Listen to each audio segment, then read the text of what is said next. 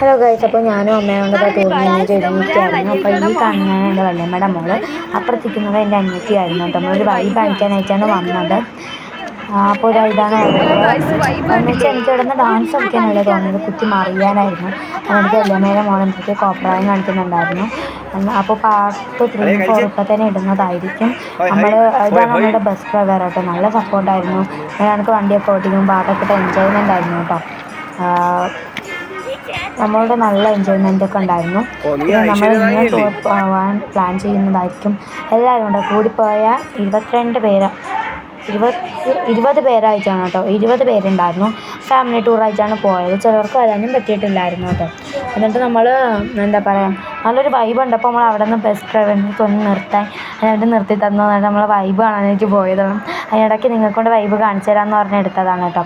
എല്ലാവരും ഇവിടെ നിന്ന് വൈബിൽ ഫോട്ടോയും എല്ലാം എടുക്കുമായിരുന്നു കേട്ടോ. എല്ലാവരും ഉണ്ടായിരുന്നു നമ്മുടെ ഇവിടെ. അടിച്ച് പൊളിച്ചോട്ടോ ആ ഡേ. നമ്മൾ രാവിലെ പോയിട്ട് ഞാനിവിടെ നിന്ന് 4:30 ആയപ്പോൾ എണീച്ച് കുളിച്ചൊരുങ്ങി വന്നപ്പോൾ 6 മണിയായപ്പോൾ ഇവിടെ നിന്ന് ഇറങ്ങി.